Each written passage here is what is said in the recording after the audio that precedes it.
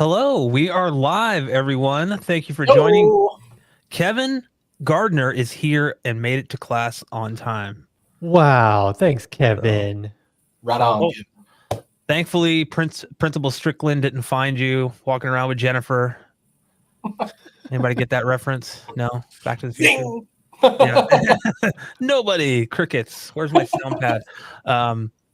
No, so we're here. This is going to be a special occasion here. We're live with Collin from Aperion Audio. Hello. You guys are based out of Oregon, right? Like you're in Wilsonville, Oregon. There we go. There Right we go. off I-5. Oh, heck yeah. So if anybody is in that area, you guys got a showroom that they could stop by and demo some stuff? Whole Dolby Atmos system. Oh, wow. Yeah. That's amazing. Way too many speakers. Wait. I've seen pictures and it's like really I want to I could live in there for a few days. Just It's possible. Yeah, it's possible. Sure. And you wouldn't even notice, right? Like you'd be like, has anybody seen Brad? Yeah, it's sweet. It's like, we got a switcher for just the front and the side channels. So it's like we can A/B between speaker lines, really effortlessly, right? And so you listen to a speaker, go and unplug it, plug in another one, you kind of lose it, right? It's kind of fun. That's awesome. Yeah, comparing, especially in a showroom or something, is always difficult. But if you have it so it's like you're like A and Bing quickly, and you don't give your ears time to go, I forgot what that sounded like. Even better. Even better. Totally. So Joel is here. Welcome, Joel. Thanks for stopping by. Elon, how the heck are you, man? It's been a week. I'm here. You're here. I'm in the room. We are streaming. Things are good. Anything new and exciting in your neck of the woods? I'm still pushing short form content with acoustics on Instagram. Mm-hmm. So once again, if you're within earshot, please follow me on Instagram. I'm really trying some experimental stuff, seeing what sticks, seeing what doesn't. Today, in fact, I did probably the most ambitious one that I've done in a long time. Tried to get real creative. Took me all day yesterday, plus the previous day planning it all out. Whoa. But, a minute, 24 seconds worth, I worked all day on it. So that tells you how much effort I had to put into it just to make it how I wanted it. But yeah, I'm having fun. It's the growth is not happening as quickly as I had hoped, but it takes a while. It honestly takes a while for Instagram's algorithm or whatever you want to call it to notice that I'm there doing reels at least once a day. So it just takes time. It takes time. I'm enjoying the process right now, and it's fun. You saying how long you spent on something and then you got a minute and something out of it reminds me of the part in Parks and Recreation with Ben Wyatt where he's like, "You want to see my claymation?" and he shows him that clip and it's literally 5 seconds and he's like, "It's 2 weeks on that." That's totally what a lot of the video side of stuff is like, guys. It's I mean, tutorials especially. Oh my goodness, tutorials take me a while. I have to practice and practice and practice, and it's normally me doing things about 4 or 5 times before I hit record, and when I finally do, something else happens that I didn't expect, and so fun stuff. But yeah, that's awesome. Yeah, I this past weekend I got some stuff from Aperion. Their premium speaker stands, which were very, very nice, by the way. Very nice. Very fingerprint prone, but black. I'm pretty sure there's polish cloth in the package, isn't there? There is. There the speakers. There is. Yeah. I mean, I think I used the speaker one on I'm like, let me just open up all of these cloths. Whenever I send the stuff back to you, I'm just going to be like, I kept them all. Sorry. Keep them. That's fine. Keep them. I use them as no. But no, I set those up. I set the Theatris T65s up for my front sound stage. And man, those things are a beast, guys. Yeah, we're not, like this is going to be a very Aperion centric live stream. However, we're also just going to be talking about like whatever we want. Going to be kind of loosey goosey, as the saying goes. But I want to mention, if you guys have a question for any of us, Collin included, could even be about Aperion products that you're interested in, put a Q in front of it and ask away. We'll do our best to answer it throughout this live stream, as long as Collin is here. If you ask about a product and Collin has to step away, Elon and I will not answer it. So I have no idea what the TDP or the total harmonic TDP. Wow, I've been researching computer parts today. Can you guys tell? They're combining and merging. Combining, yes. In my brain, it's just suddenly it's like a computer and a speaker together in one. But yeah, put a Q there. We'll answer it. And as always, not required, but if you do feel like throwing us a super chat or super sticker words, then we greatly appreciate it. But we just appreciate you guys being here. So we're gonna hang out and have a good time. So Collin, why don't you tell us a little bit about yourself? What do you do for Aperion? How'd you get with Aperion? And yeah, kind of your background, because I think if anybody eagle-eyed viewers out there looked at the description that Elon wrote, we have another drummer in our midst in Collin. So if you want to talk a little bit about that, if you don't mind. Or damn drummers, you just can't get rid of them. I know. Just, God, they're everywhere. They are. I'm stoked to be here, guys. Really stoked to be here. You know, my name's Collin. I'm the general manager for Aperion Audio. I started with the company in 2019 as sales and customer service. Actually, my previous colleague, Dallas, he got me the gig here. Both of us worked at Guitar Center in Beaverton, Oregon, actually. And yeah, at Guitar Center, I ran the drum room, and Dallas would come in every day and I would show him whatever new stuff came in. We were like a destination drum shop. So I had like super expensive kits and like just so many cymbals, just ridiculous. I mean, it was a playground, you know. I went from one playground to another playground, basically. Like drum room to speaker room, right? And so yeah, I've been a musician for a long time. My fun fact for a lot of people is I was a tuba player for 13 years. Actually paid for school with scholarships and that sort of thing. And oh wow, after college, I knew long before I got out of college that I would never afford a nice tuba. So you know, drums was kind of more for fun, you know, and I played in bands and all that sort of thing too. And yeah, I mean, music is my life, quite literally, you know, whether it's selling music, you know, playing music, you know, selling systems, like, you know, any part of it. That's a really, really big thing for me. And yeah, you know, rocking here at Aperion Audio. It's a great gig, great company. I've got really cool products, as you guys know. And yeah, it's a lot of fun. That's awesome, man. Yeah, you know, I think for those that don't know, I think Dallas actually reached out to me a little over a couple years ago now, just before my wife and I bought this house. I think we had just bought it.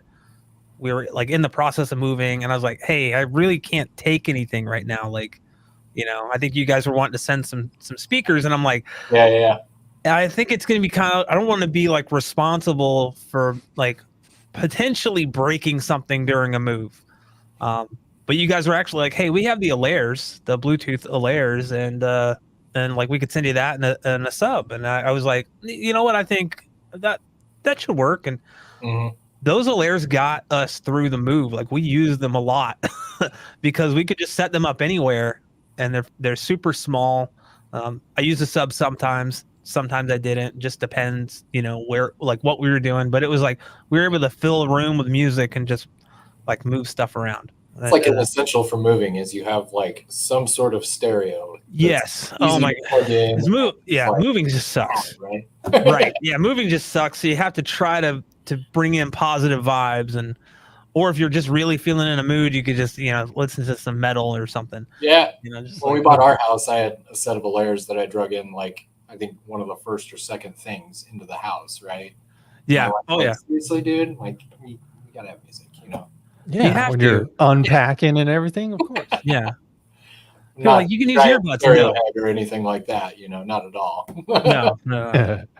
But yeah, I think, when we talked, my kind of point there was like when we first talked, we started talking about music and stuff. And I think at that time you'd mentioned that you both had worked at Guitar Center and that I was a drummer and like hadn't played in a while, but like kind of once a drummer, always a drummer, right? And we talked about like drummer, always a drummer, that's for sure. Yeah, some of our favorite like influences and stuff. So we kind of connected over that. And then I think at one point you wanted to you like offered to send me like one of the Aperion guitars, because if you guys don't know, they actually have an acoustic guitar, right? You guys have an acoustic guitar that you can buy on your website. Yeah, we did a small run with our brand on it and everything, and so it's not a Martin D12 or anything like that, but it's a decent little acoustic guitar, and perfect addition to your 2-channel stereo or something like that, right? I mean, if you want to noodle around while listening to some Kenny Loggins or Tom Petty or Peter too. I mean, take it with you camping or something like that. Yeah. We've got all the accessories and all that good stuff. It's a cool thing. Yeah, it's awesome that like to connect with someone in a company that has the same kind of love for music. I think we even have like a lot of the same interests, like we talked about before, in terms of like bands that we listen to and stuff. Mm-hmm. And then like when you're listening to a pair of speakers, is this pair of speakers doing this band justice? Like I've heard this song countless times, right? And obviously like Elin and I were big in home theater, but I have started listening to 2-channel music more and more. Yeah. And so like having like basically whenever you get a speaker that kind of removes a veil from the song you're listening to or the band you're listening to, you're like, wow, I've never actually heard it this pristine before. Right. And this is like, I've had this disc for, countless years. I've never heard it sound like this. Yeah. Then, like, okay, there's something to this speaker that like, it's doing something that my other speakers aren't. Right. Mm-hmm. And that kind of ties into like the Theatris, and the Theatris speakers are, on your website, you mentioned like they can be used for like mixing studios, home theaters, obviously, production studios. But I think, do you know of any artists that or like any like music studios that will actually mix on these speakers? Because I measuring them and listening to them, that I think they are very, very capable in doing that. I mean, I think we leave them open for kind of any possibility, right, or any particular scenario. And I think the thing with music studios is an engineer is using a set of speakers like a tool, right? I mean, that's what they're using to create the mixes and all that sort of thing. And so at least in my experience, most of the time they'll find a set of speakers and hold on to those for dear life, as a reference, right? Right. And so I think, getting into that studio market is a little trickier because not only, is it a subjective thing as far as what sounds good, but also something that needs to be, accurate. And like I said, used as more of a work tool than like an enjoyment device, right? Right. So yeah, I mean, with the Theatris design and how it performs, you could definitely do some really good mixes with that, I believe. I think the market is definitely more for, active speakers and that sort of thing, at least with studios. But more and more too, you're seeing Dolby Atmos, studios and that sort of thing. So yeah, I think we got a shot at that. Maybe that'd be pretty cool. Yeah. And I mean, there's like a ton of different, you offer a ton of different, speakers in that Theatris family, right? It's not just like these big honking guys. Like you guys just came out with like the T107s, which like you have to like move like 4 people or something because they're so there's massive. 4 handles. Yeah, here I'll PA add this here so you can kind of see. Yeah. This guy here. What's the like? I know I could see it here, but like the weight on this guy, 178 pounds. Yeah, that's a big boy. Jesus is But all I that's have to say. 4-10-inch drivers, you know. That's Yeah. that's a lot of bass coming out of that sucker. And you know, I think the coolest thing with that speaker, especially for center channel use, is being able to tri-amp, right? So 3 separate channels, low, mids, and highs. Just endless possibilities. I mean, you'd need a pretty good sized room for something like that, obviously. But Yeah. I'm not going to be putting this in my little 11 by 12. Just totally ruin this well, whole. we'll turn you into the Maxell commercial, right? Yeah. Is it possible to blow a window out with a speaker? We're going to find out in this video. You know, yeah. If you build it, they will come. They will come. But yeah, I mean, it's a wicked beast. Right. I mean, dude, it's awesome. And then you have the T87. Is that relatively new? Because I know that you guys had like the T80s and the T65 for a while. Yeah. The 87 and the 107 are both new additions. Gotcha. And so, yeah, kind of, you know, both tri-ampable, you know, quad woofers, larger larger ribbon tweeter. And then, getting into the other ones, you have your ported and sealed slim cabinets, and then in-wall versions as well. So, you know, depending on the construction, depending on the room design, you know, and honestly how you want your room to come out, right? There's lots of different options, you know, for what you want to make. And even these cute little guys here. Those things, I almost like those the best. I mean, honestly, they're such cool speakers, especially for like near field, right? Yeah. 5s and these. Really neat for near field. In fact, one of our warehouse guys, Chris, he runs his own studio in the Portland area, and he's used some of these with different mixes and that sort of thing. He really likes the Theatris tweeter, especially. You know, very accurate, very bright. But yeah, it's a wicked little set, and you know, those things make killer surrounds too. You know, one of the things I run into quite often is, you know, somebody planning out their theater system and their couch is smashed all the way against the back wall, right? Like, we've all probably had that situation one time or another. And so, you know, with these angled cabinets, you can kind of put them a little above the couch and still get that, you know, good imaging down. So yeah, it's, you know, we like options, we like versatility, you know. We don't really like to set everything in one specific mold, right? Right. Yeah, I you know, we had talked about because Elon and I had talked about the Theatris, because Elon made a couple videos on them, right? Like you were talking about them, and I think I'm not gonna.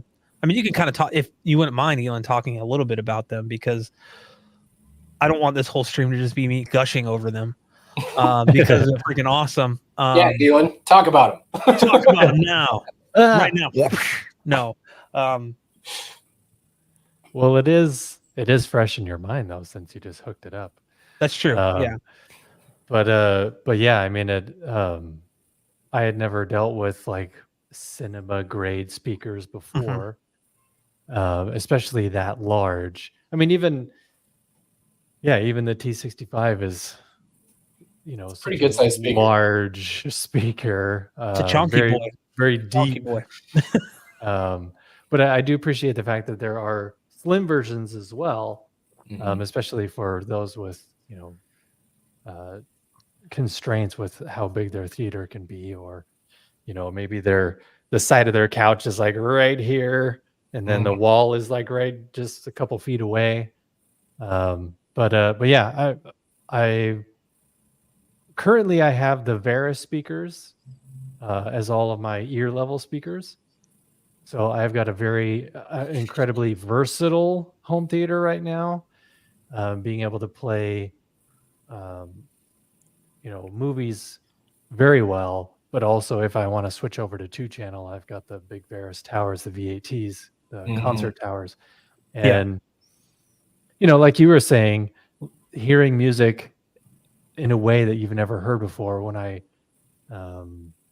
reviewed the VAT towers with the Peachtree amp, I mean, I remember commenting that Iris by the Goo Goo Dolls was like I'd never heard it before.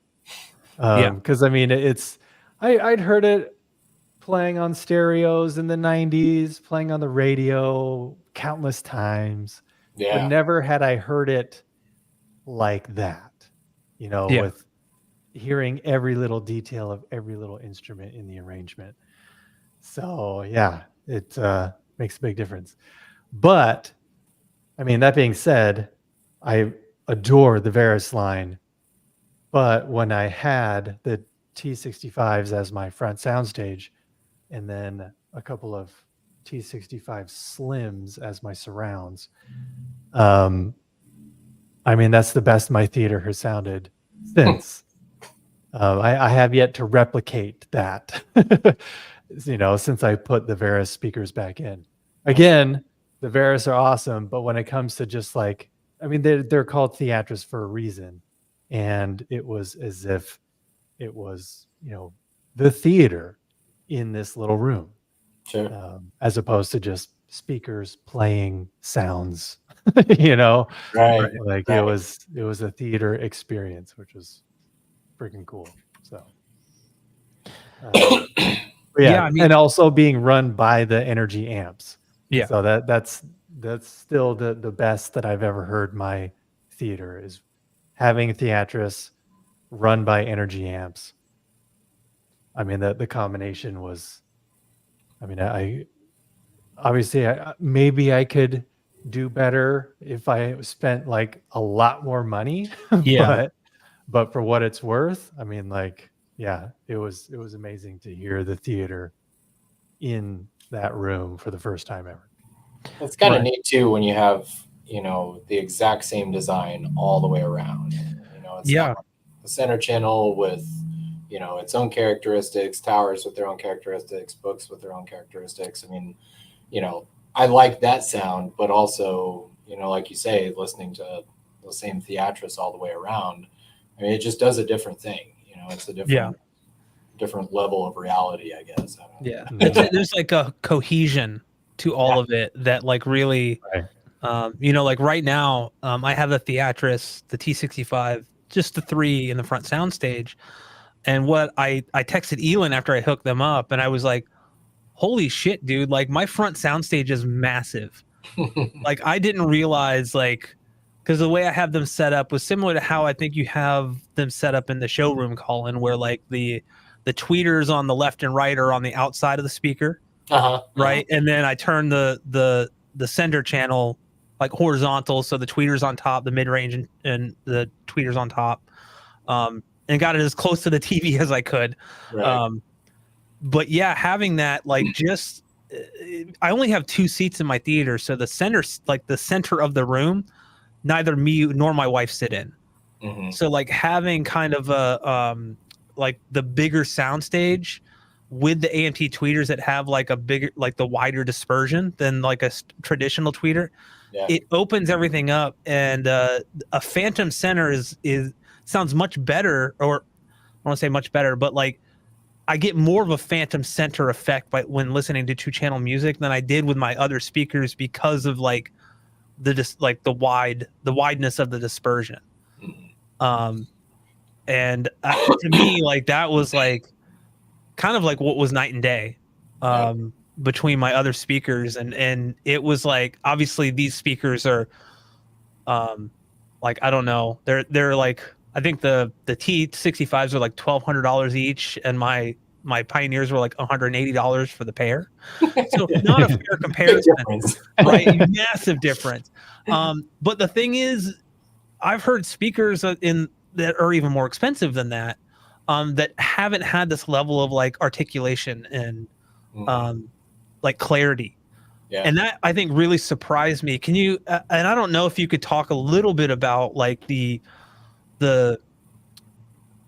like kind of like what was like the decision to come in at a price point that's like extremely competitive, right? Like obviously you can't get these in like piano gloss black or cherry walnut or anything like that. Was that, do you know if that was like a decision made to kind of keep the speaker in more of like a competitive like price range?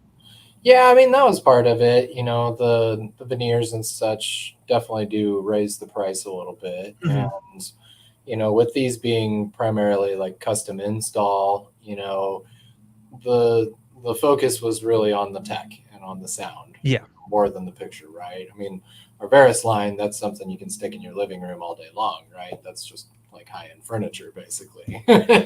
And yeah, with these things, it's like, you know, generally more about disappearing into the background, right? Yeah. And yeah, the way that they're priced, you know, we definitely are after being competitive, of course, and you know, being internet direct to consumer, there's a lot of costs that we cut in that fact too, right? And so, so yeah, that's kind of been, you know, our model going forward is, you know, passing the savings onto a customer, you know, getting the most value, you know, for your money, especially in terms of a speaker. And you know, the fact that we do everything in house, our own drivers, you know, kind of top to bottom, the whole project, really lets us be competitive in that fact. Yeah, I mean, you know, Kevin actually asked a really great question I wanted to highlight real quick. So those speakers made for millionaires are great.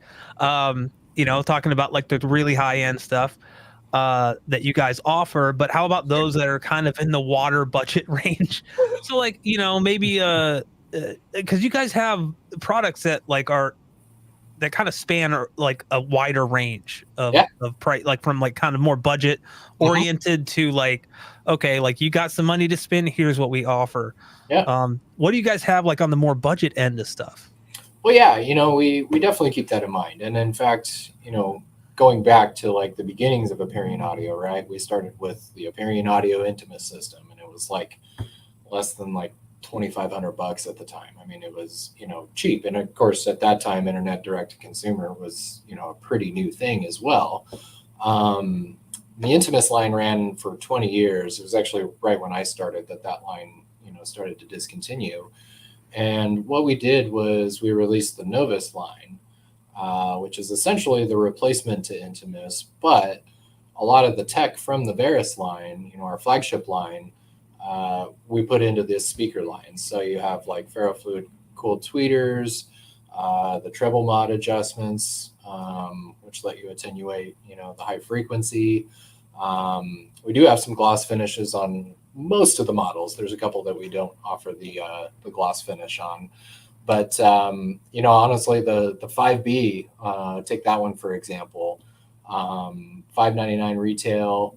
You know, an excellent set of bookshelf speakers. And, you know, I think market wise, most people are looking for a 6-inch or bigger woofer, which, you know, it's just kind of the way everything is nowadays. But these things really smack. They smack pretty good. And especially with the energy amplifiers, you know, again, it all depends on your amplifier, really. But, you know, I mean, Cheap Audio Man, there's a good review for you right there. If he says they're great and cheap. Randy, yeah. I actually ran into him at Audio Advice Live. I'd never met him before. He's a super nice dude. Yeah, Randy's super nice dude. He's a really great guy. But yeah, you know, like I say, a lot of the tech from the Varus line, like our custom built crossovers, tweeter design, you know, woofer design, a lot of that was brought in from the Varus, just in a less expensive, you know, package. And yeah, like I said, the Novus line is cool. And, you know, kind of like the Theatris, we have a lot of different options, right? There's traditional, you know, bookshelf tower center. We have slim LCRs and slim satellite speakers that those suckers have 6-inch woofers, and man, they're awesome. I mean, it's almost like a tower on the wall, right? No footprint, right? Yeah. Kids. But yeah, the Varus line, we've expanded that into, you know, an 8-inch version. That's been happening over the last couple of years. Elan's got a couple of those speakers. And that one's gone up a little bit, of course, in price, just being big cabinets. I mean, you know, Elan can tell you those VATs are no slouch. They're pretty big speakers. Yeah, man. They look beautiful though. Like, don't even try to fit that in a console. Like, that thing's got to go on a stand or like on a solid oak cabinet or something like that, right? Yeah. But yeah, you know, like I say, a lot of people want those bigger drivers, you know, in speakers nowadays, and especially in home theater. Everybody's looking for the biggest soundstage they can get. And this bad boy, that one's probably one of my favorites. You know, dual mid-range drivers, soft dome tweeter. I mean, personally, I don't think it gets any better than that. I really like that speaker. That's cool. Yeah, I love it. Yeah, 3-way. 10 of them. 3-way center channel all the way. Always. You gotta have 3-way. Absolutely. Yeah. And you know what's funny is like I'd never like experienced like LCR before, like in my theater before. That's kind of game changing too. Like if you could match the front 3 speakers, at least having the same like speaker for each one. Obviously it's not feasible for most people, especially when you're looking at tower speakers or whatnot. Unless you have like a screen that you're putting it behind that's acoustically transparent. It's again, I go back to that cohesion word, because it's just a cohesive sound field. Like everything is like just like when you have stuff panning across the front soundstage, it sounds like there's no difference between the sound coming from each speaker. It's totally like a different experience that again, I'd never heard before in my theater.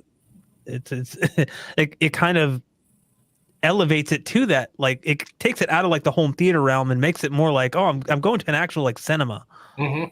It's crazy. Like I don't, again, not to gush over this stuff. It's just I'm still like, wow, this is crazy. I've never had anything like this in my home before. And even my wife's like, you're spending a lot of time in the theater room. I'm like, I'm working, honey. I'm working. Come on, Brad, go hang out with your wife. Yeah, come on. You're working anyway, sweetheart. I'm just playing Metallica at reference level, trying to blow my eardrums out. The way it should be. The way if it's too loud, you're too old. Yes. I've just been watching Airheads on repeat, guys. I haven't seen that movie in so long. Oh my goodness. The Lone Rangers. Well, speaking of movies, I know you guys have a lot of like probably different demo clips that you use between music and movies and maybe concerts and stuff. Do you have like some off the top of your head that's like, okay, if someone wants to hear the bass extension, I'm going to play this. If someone wants to hear this, I'm going to play that. Do you have any like off the top of your head that you just like are your go-tos regardless of like what someone asks for? You know, honestly, on the theater side of things, my hard drive is getting a little outdated. I need to get some new movies and some new content in there. But like Transformers is always a go-to for us. I mean, that one's great for testing bass, especially. Yeah. Those scenes, you get a lot of really, really great low extension.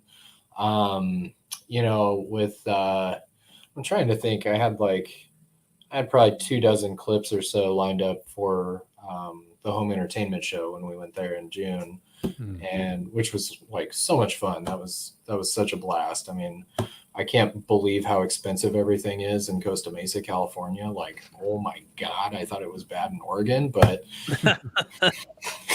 that's a ritzy neighborhood. But it was a lot of fun. And I'm trying to think, there was some Game of Thrones on there, any of your kind of standard, action movies. And then, as far as music goes, I think that's where I tend to dive a little deeper just because I'm a little more of a music buff than a movie buff myself. Have you guys ever heard of an artist named Closey? No.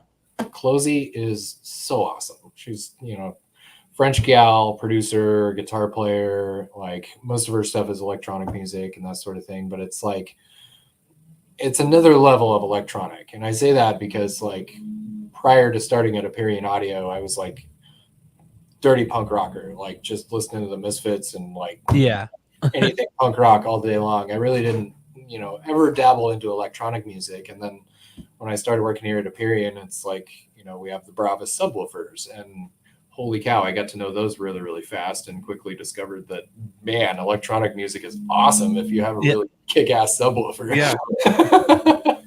But Dallas showed me the artist Closey, and there's a remix she did of Barbatucas that like the low end extension and some of the effects that she puts on. It's like this, kind of ethnic chant song, right? Mm-hmm. And you know, she just basically puts in a ton of low frequency and like a couple of effects here and there. But yeah, I love demoing that one because you get this initial bass drop that just like rattles you to your core, and then the song is like super pumped up, like, you know, you're just ready to get out and like do something after listening to that song. Like you just want to go tear the place apart or something, right? And you know, going back to my car stereo days, Lindsey Buckingham, God damn, now I forget the name of the track. Don't Look Down. That's what it is. Don't Look Down by Lindsey Buckingham. A lot of panning back and forth, a lot of shakers, a lot of cymbals, percussion. And so, you know, my boss and I would use that to test speakers in cars because it was easy to identify, you know, each driver throughout, especially with, you know, larger SUVs and stuff like that.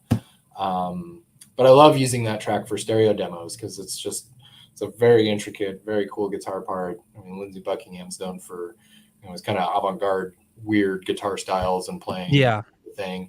And yeah, my parents actually met at a Fleetwood Mac concert in 1977. So Fleetwood Mac's a big thing for me. Oh yeah, big influence, you know.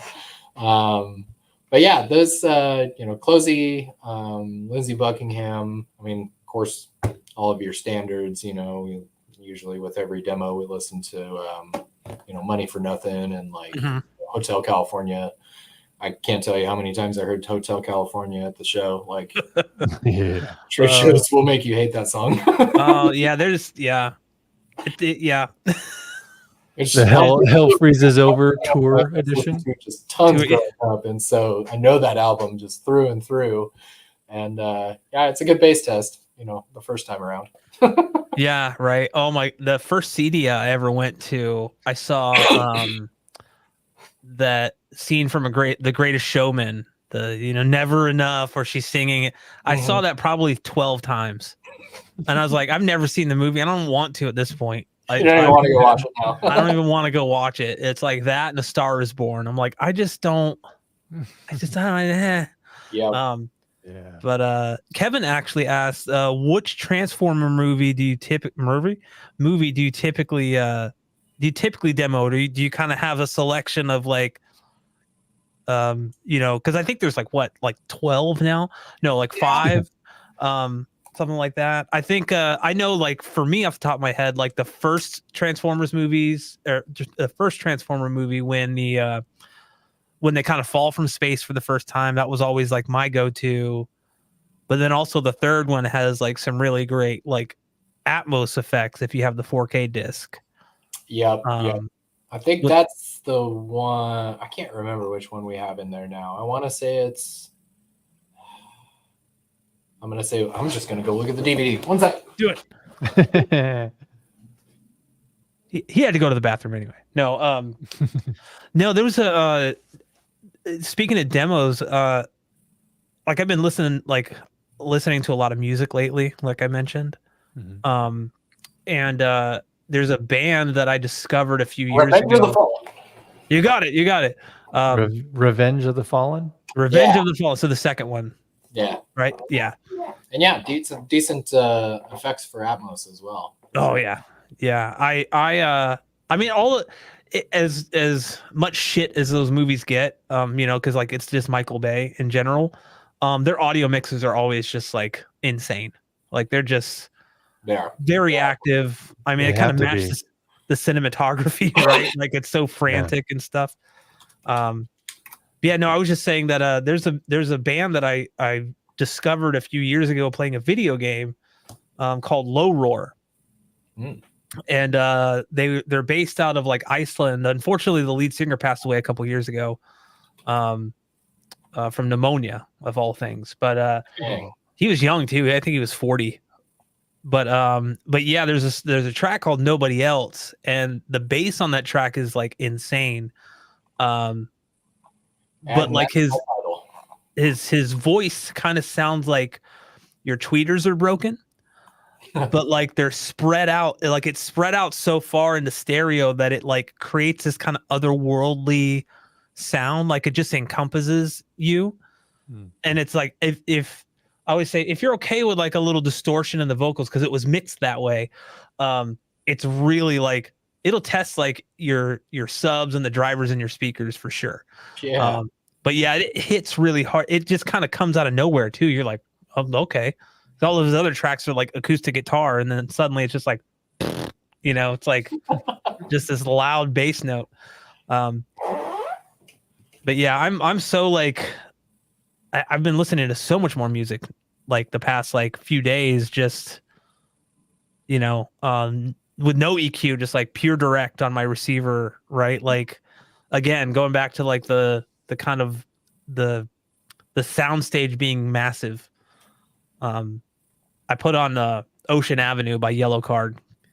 Obviously, always a good track.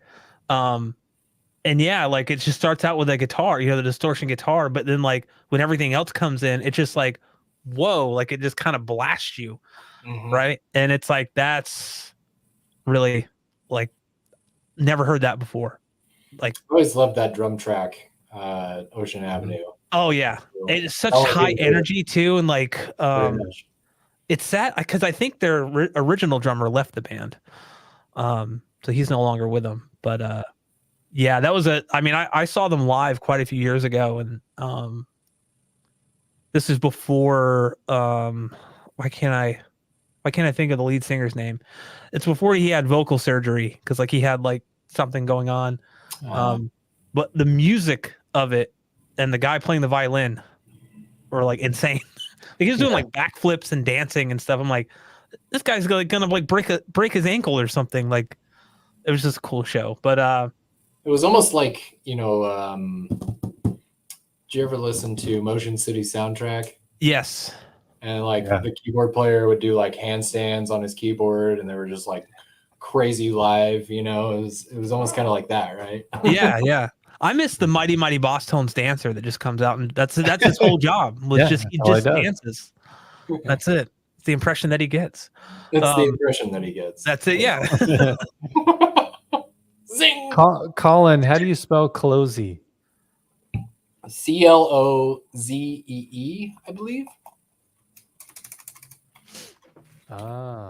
Capital Z. Capital Z. Yep. You got to make sure and have that capital Z. Wow. Got to highlight this comment. Just straight up the lyrics, man. Those lyrics. Yeah. Take me right back to high school. I know, man. Night. And copyright strike. Demonetization. Copyright strike. I bet you know that song on piano, don't you, Elon? No. Elon, play us some Coldplay.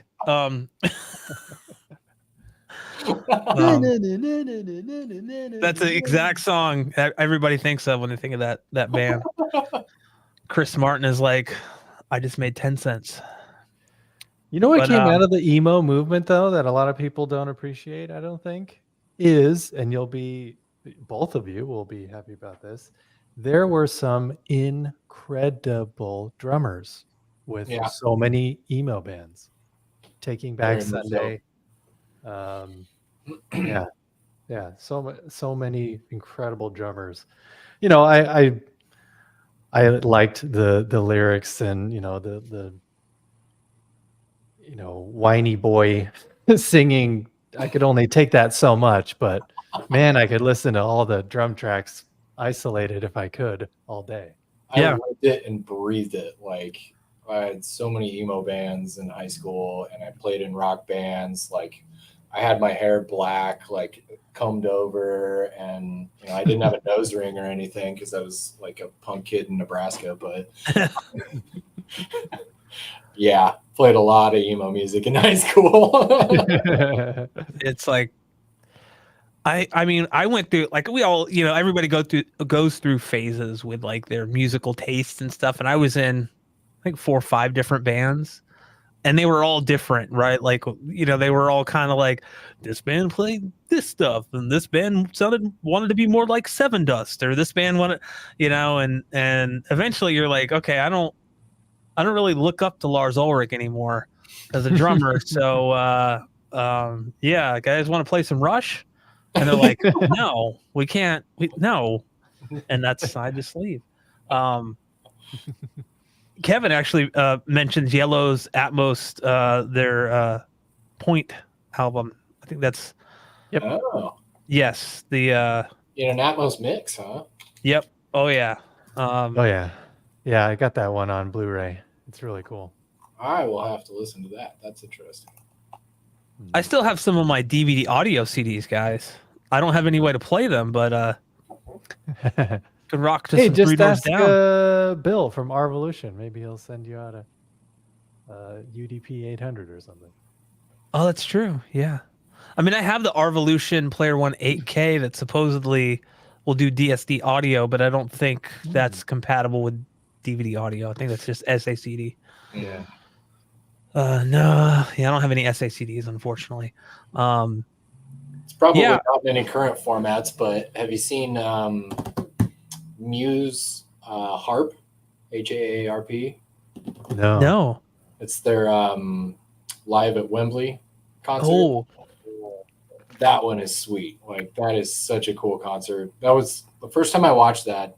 I was fairly inebriated in high school at a buddy's house, and like life-changing. Like, I was like, oh my God, I think God just spoke to me through a music DVD. Like, this is the most beautiful thing I've ever seen in my life. Like, I'm kind of a diehard Muse fan, but I saw him at in Denver, actually, at the Pepsi Center years ago, and probably top 5 coolest concerts I've ever seen in my life. Like, their live show is just incredible. And that show at Wembley is like such a good concert to watch in multi-channel stereo.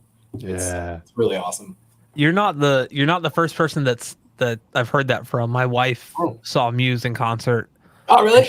She was like, you have to see them. And I was like, I know 2 songs. She's like, well, you need to study up because you need to, their older stuff especially just like spoke to me, because it's like it kind of has like a classic sort of feel to it, right? And the way that he writes and the progressions. And so like, I can't remember, Plug-In Baby, I think, is like almost exactly like an Arbin study, which, if you don't know what an Arbin study it is like, it's a brass workout basically, or arpeggios. And when I heard Plug-In Baby, I'm like, oh my God, this is like what I'm studying on my horn right now. Like, this is so crazy that it's rock and roll, and just kind of made me love it more. I think I became aware of them through Guitar Hero, of all things.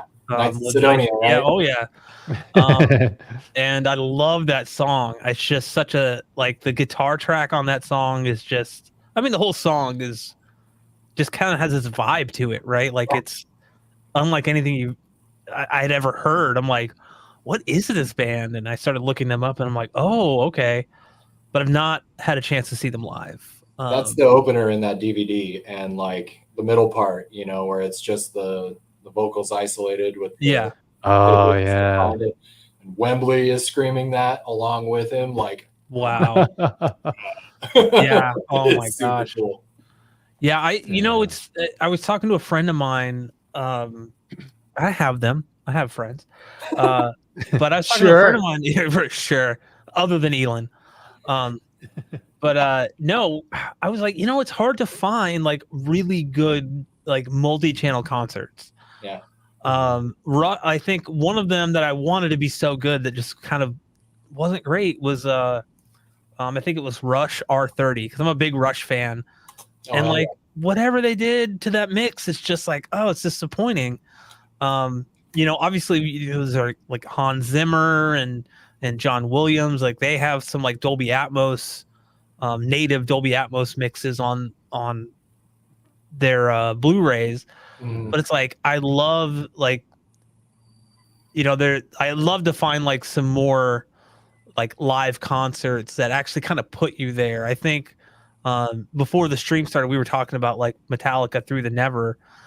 And I've mentioned it on the stream before because it was like my first one of my first like IMAX experiences, going to see that.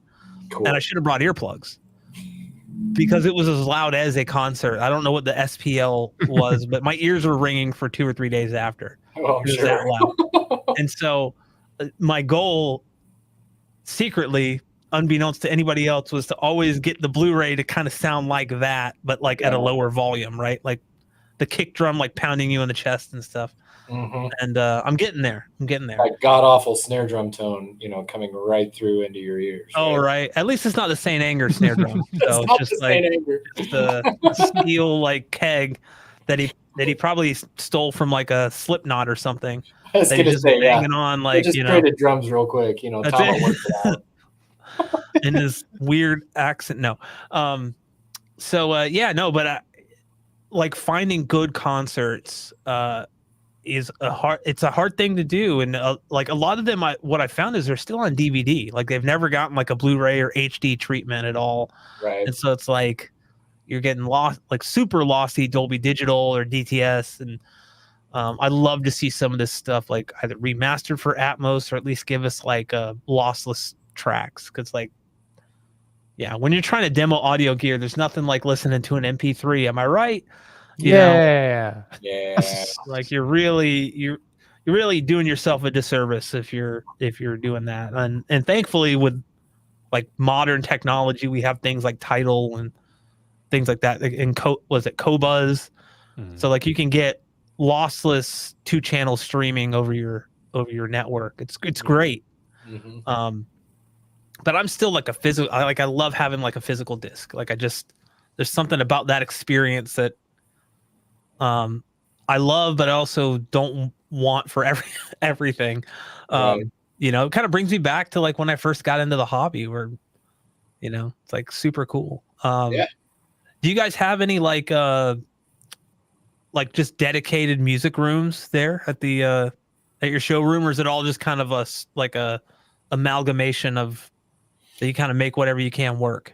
Yeah, kind of mainly the sound room. I mean, that one's actually treated properly too, so everything kind of sounds best in that room. It's on the smaller side, and we do have another system set up in our lobby as well, which I was actually just trying to search which DVD I have in that player. It's I don't think it's an All That Could Have Been, but I'm not sure it's Beside You in Time either, but 9 Inch Nails live. Oh yeah. That one, I don't think that I forgot about that one. Yeah, I'll have to send you the title for that one maybe, but that's a really cool one. In fact, when I was at NAMM one year, I got to meet Justin Mendel Johnson, the bass player.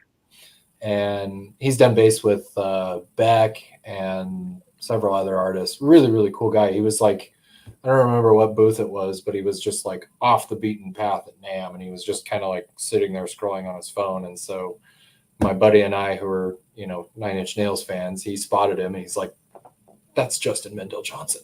Let's go talk to him."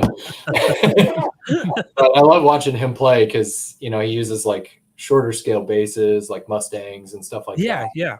And 9 Inch Nails is just, kind of back to my growing up. My brother was into new metal and stuff like that, and was kind of that influence in me with rock and roll and metal and stuff like that. So but yeah, that concert, it's the one where they have like the LED screen that comes over the front of the stage, and then Trent Reznor is like touching the screen, and the screen reacts in different ways while they're playing. It's a really trippy show. I mean, I don't think you can watch that if you have epilepsy, because it's like nothing but flashing crazy a 9 Inch Nails video, right? yeah I mean, but really cool mix, and like especially in terms of like raw awesome Gibson guitar sound, like holy cow, awesome. A lot of fun. You know what, I think I might have that somewhere. I think I need to go through the DVDs I have in I'll just have like a DVD, like 4 totes of DVDs in like my closet. It's an old one, but man, it's solid. Yeah, I think I remember watching that. And obviously like you have your requisite tracks, like everybody knows, like Closer and Hurt and Head Like a Hole and all that stuff. Right. But it's kind of like the stuff like in between. Like I know March of the Pigs is kind of like a big track that everybody knows, but it was always like one of my favorites just because like that's one of my favorites too. Like the way the drum beat starts, you're like not really sure like what time signature is this. I'm not really but then and obviously like him going into like, I mean, he's like a master lyricist, because I'm just like, I don't know how he comes up with this. That's another one of those like Knights of Sidonia that like it's awesome in the studio, but then you see it live and it's like, holy crap! Yeah, rip the roof off of the place. Yeah, and it's obviously like rare for that. A lot of times it's like the opposite. Like you hear the studio recording, you're like, oh, it sounds great, and you see him live. Like, I mean, as much as I enjoyed Lamb of God on the album, seeing them live, it was just like, I don't understand what's happening. Like there's just a lot of mushiness to the guitars, and it wasn't. Really? Yeah, it's kind of disappointing, but yeah, I Muse is one of them, and Nine Inch Nails, like their live show, like eclipses anything that they've put out on the albums, and so like to kind of even get like a fraction of that power, because they're very powerful live, right? It's just like to capture that, in some form is like awesome. And so I'm gonna have to look that up and try to find my disc somewhere. It's somewhere. I don't know where it is. It's somewhere. It's under there. It's under yes, it's over there. It's gonna be in the last tote I look in, probably at the bottom. I'm like, oh, that's where my Metallica Cunning Stunts DVD has gone. All of them all together in all of wherever look. That's where they'll be. And just a picture of Collin at the bottom. It's like, I knew it.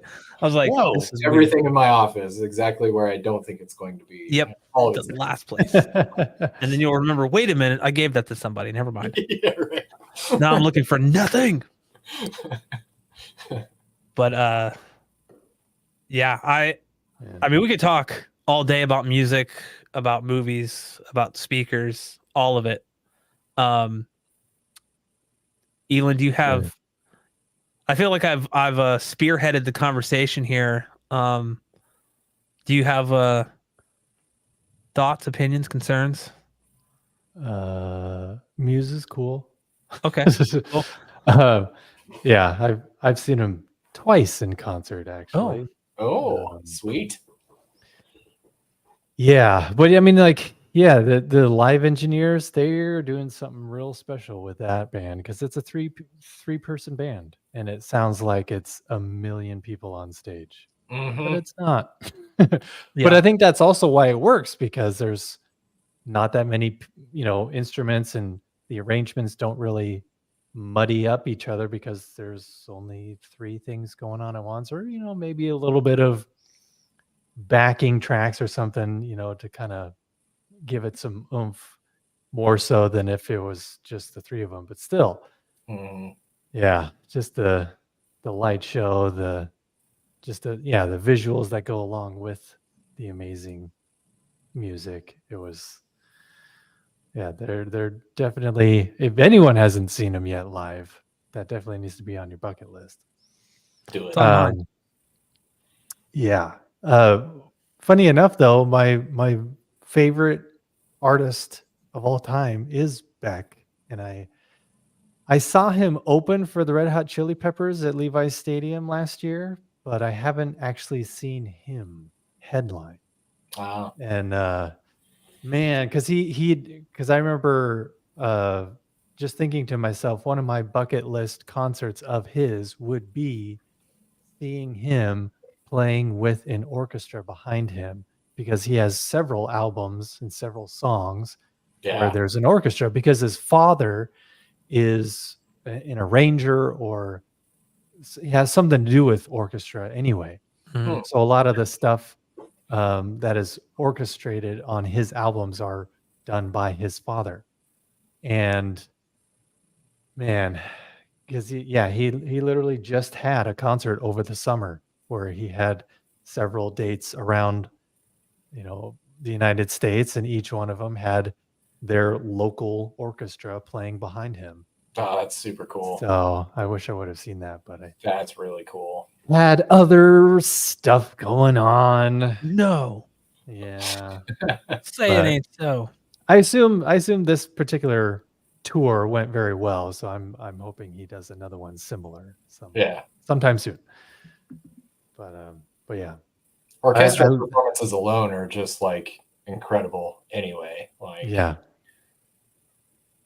I got to attend a couple when I was in college, and yeah, it was like, I don't remember what the piece was, but there was this cello that was traveling with this particular piece of music, and it was like made in like the 1600s or something like that, like crazy freaking old, and just like the power coming off of all of those stringed instruments, you know, mic'd and everything. This was Colorado Symphony Orchestra.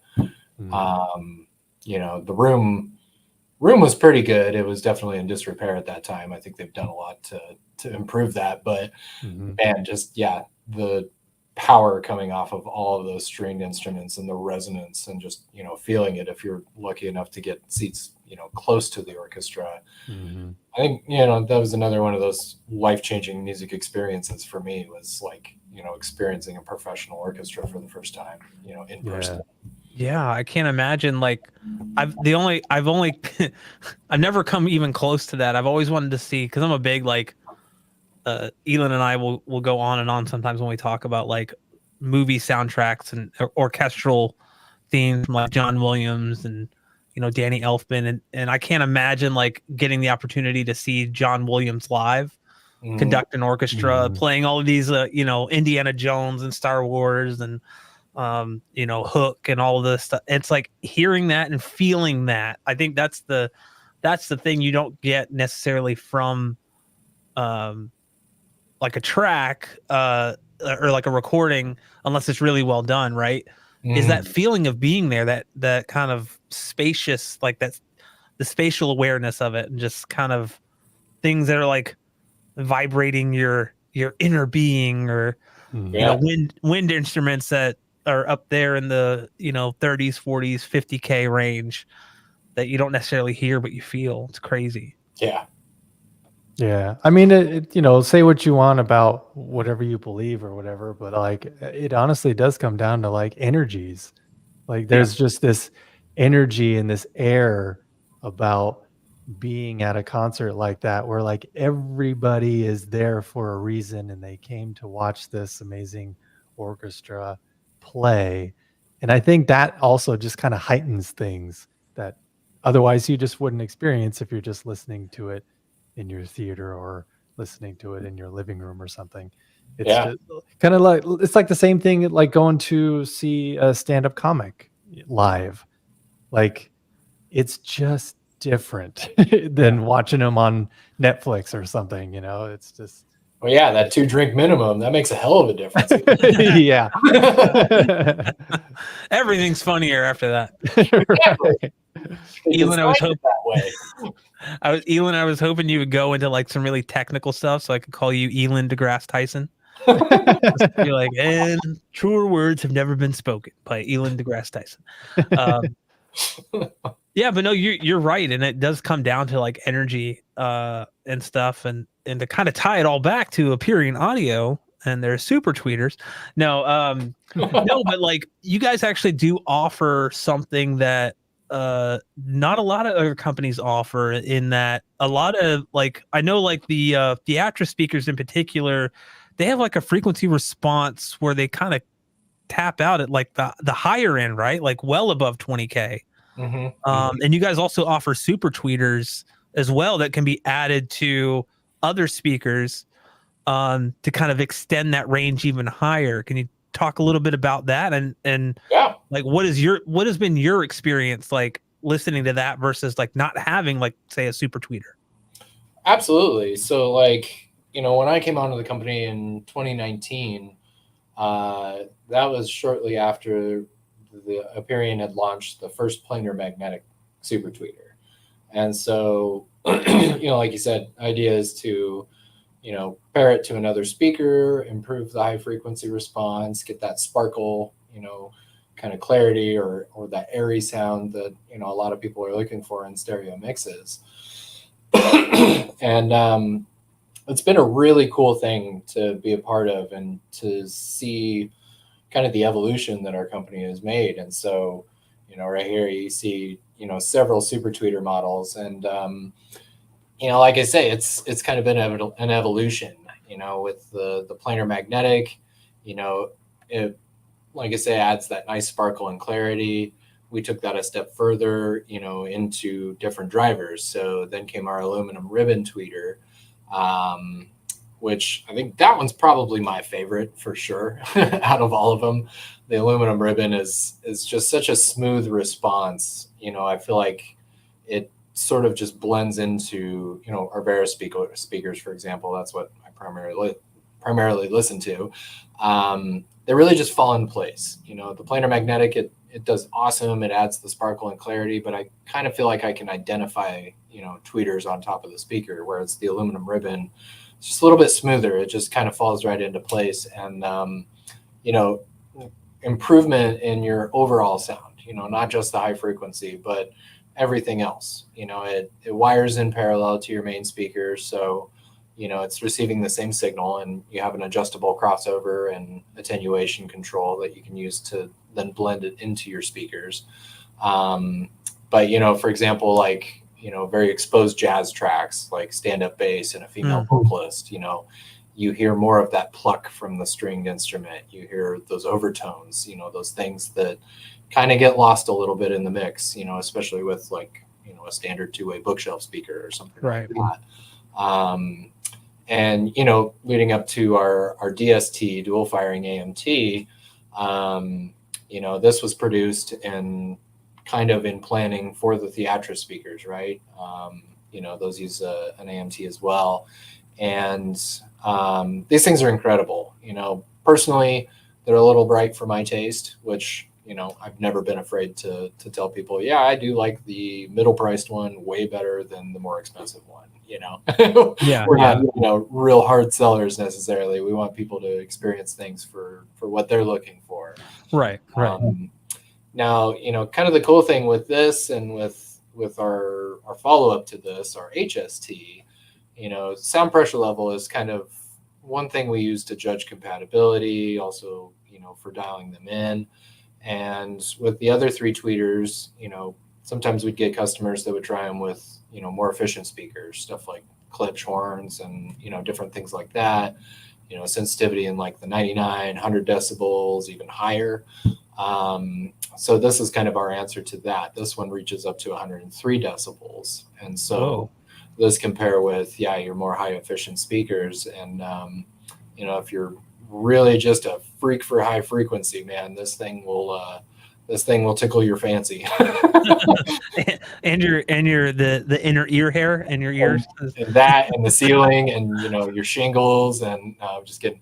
Now they're a lot of fun. You know, I tell people all the time, half the fun is just putting your favorite song on repeat and trying all the settings and kind of seeing what it does with a given set of speakers. And, you know, it's totally a subjective thing too. And we've often led with that, the fact that, you know, everybody's opinion of good high frequency, just like good bass, you know, is totally different. And it's dependent on the room, the system, the ears, you know, so many different things. But it sure is fun to kind of augment, you know, a given set of speakers and, you know, tailor them to what you're looking for or what you think you might be missing. We've even had people add them into home theater systems, you know, all 5 or even 7 channels all the way around. And, yeah, it's interesting. A lot of people ask me, like, you know, do the super tweeters do anything for dialogue? How is it for center channel? And it definitely does something. You know, I don't think, especially male dialogue, you get a little bit more articulation out of it. And, you know, they're not really a blow you back kind of effect. You know, they're more of a subtle kind of thing. But like I say, that's kind of the fun part. And sometimes it takes, you know, 20 hours for your ears to really adjust to the new sounds, especially if you've had a given set of speakers for, you know, 10, 15, 20 years, even. Like adding super tweeters is going to be a whole nother venture, just like adding on a subwoofer, you know. Nobody sets their crossover and leaves it alone the first time, right? Play with it for a while. And then there's those freaks like me who just measure and measure and measure and be like, this gets me a smoother response. I'm going with that. So like, but no, each their own. You know, that's the beautiful part about the audio world is there is no perfect answer because ears.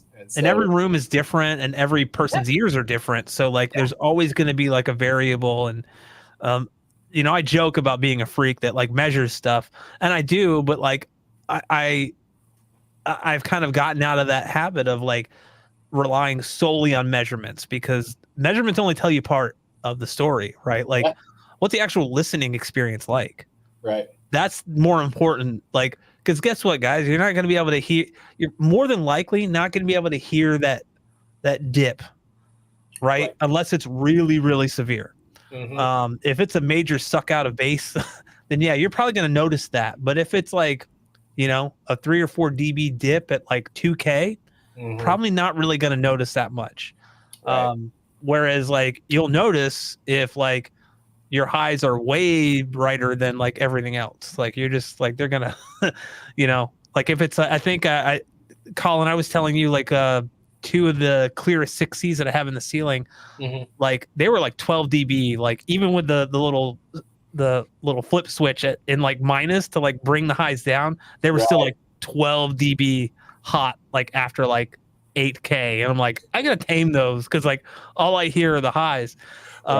You know, things like that. It's like, you know, you have to, you know, try something, listen with your ears. Do you like that way it sounds? Some people actually like that. They want most people already want like height speakers, Atmos speakers to be more prominent anyway. Right. They want to be able to hear them. Whereas like I personally, for me, I don't want them calling attention to themselves all the time. Like I want everything to kind of be natural and cohesive. So like, but yeah, like again, everybody's different. You know, and I think like adding like a super tweeter would be really cool, because like you said, it definitely does something, right? And being able to like kind of go, I don't really know what it is, and it's honestly like really hard to measure unless you start spending more and more money on gear to do that, because of something like a U mic will only measure accurately up to like 22K. After that, you're like, it's a no man's land. You have no idea how accurate that thing is, right? Right. So it's like, oh, you could be seeing something, but who the hell knows what it's actually doing. But yeah, I think funny comment with the super tweeters, like, oh, okay, so only my dog's gonna hear these. Like, yeah, that's what we're selling. You guys have heard of you gotta at Starbucks. This is a super tweeter for your dog. No, I mean, I think there was something a comment on a video that I'd done for Audioholics talking about infrasonics, and you know, that kind of really, you know, basically anything below 20 hertz, the guy was saying like it's completely pointless because you can't hear it. I was like, no, but you can feel it. Like, same with above 20K. Like we may not be able to hear. I mean, I probably can't hear above 10K, but you know, above 20K we can't really hear it. But like our body, like we still process that. Like we can still feel it. Like Elon was saying, it's energy. You know, and along with that becomes a feeling like of you know, like a sense of space, a sense of airiness. And I think that that's something I have noticed with like the Theatrix, is like because of that ribbon, like the AMT ribbon in there, there is this like an airiness to everything, especially like listening to like John Williams or like orchestral stuff. I really notice it then. Like there's a sense of space and like even like string instruments, I notice it, but like brass and stuff like that, I can really hear it. Obviously, if I'm listening on Spotify, it's not really that pronounced, but if I grab a disc, right, of just like a high quality recording, then you really start to notice that sparkle. Get that compression out of the way. Yeah, exactly. Oh my gosh. Like I mean, I love the convenience of Spotify, but like I wouldn't use it for critical listening, obviously. Working out, it's great. I've hated Spotify ever since I started using it, and like recently just stopped, honestly. I've changed the store over to Tidal instead of Spotify, and like, you know, the selection is definitely better. I mean, that's a thing. Huge. But gosh, Tidal and like physical discs, you just can't beat it in my opinion. No. I always say like I like Spotify for working out, and if I'm on a road trip listening in the car where I'm not really, if I'm doing any type of critical listening, I'm not using Spotify. Right. But it's great for convenience, or just to have when I'm vacuuming around the house or cleaning. Not so critical listening. Exactly. More for fun. Oh, we actually got a question. Joel asks, what are the main differentiators between the Veris and Novus speaker line in terms of home theater setup? He says, in other words, who would be better suited for one versus the other for a home theater setup? Great question. I think, aside from budget and that sort of thing, I mean, kind of the obvious stuff, there's a couple of different points between the Veris and Novus that I like to bring up. One of them being the structure of the base ports, right? So with the Veris speakers, the towers, the bookshelves, you have rear-facing ports. And so, especially with the towers, they need a little bit of room, behind the speaker. You don't really want them closed up against a wall, right?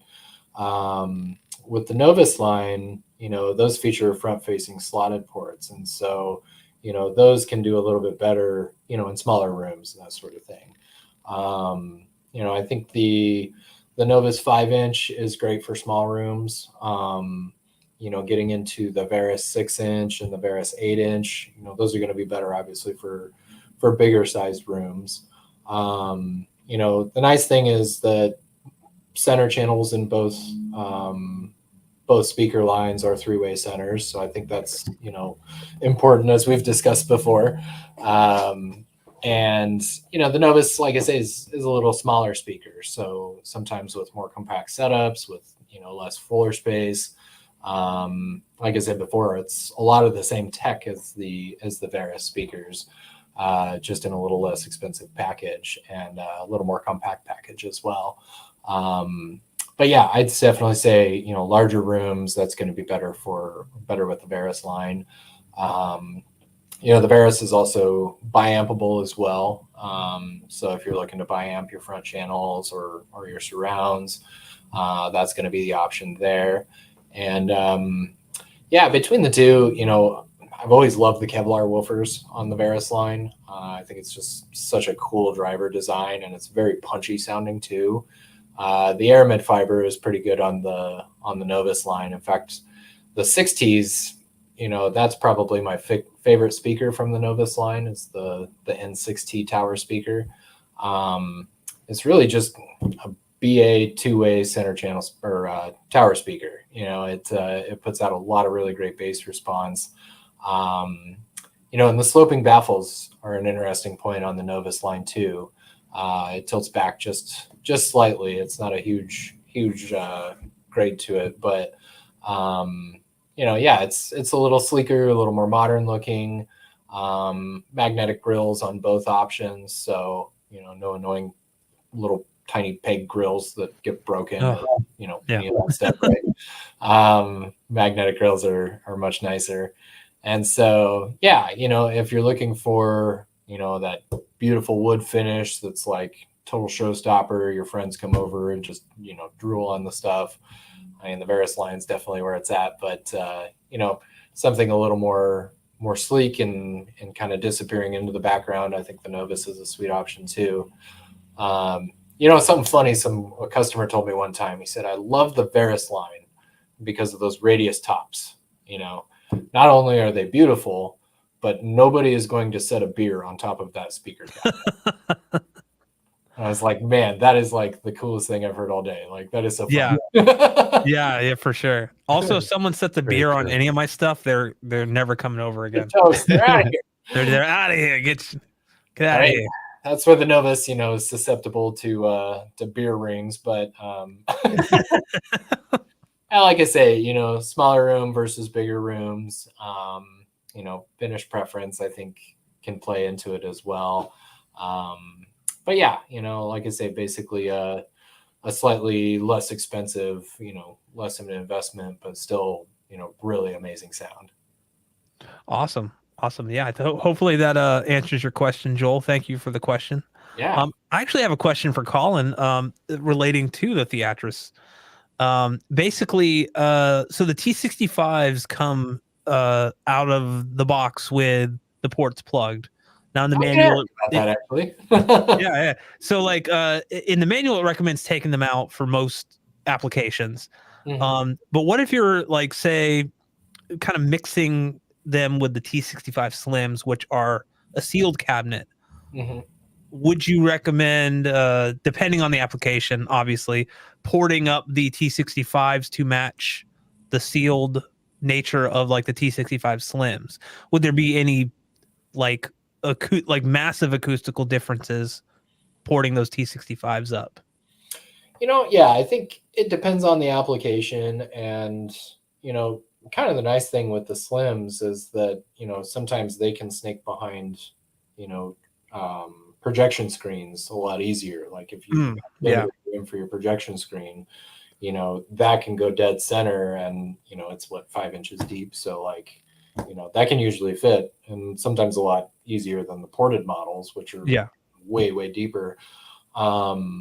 I think I definitely prefer the T65 with the ports unplugged, and it's something that we do with our Varus line too. With the V6Ts and the V8Ts, we include the port plugs in the box, in the speaker, and that way it's like you have options. I mean, like we said earlier, every room is different, and bass is like the trickiest thing to manage in a given room, in my opinion.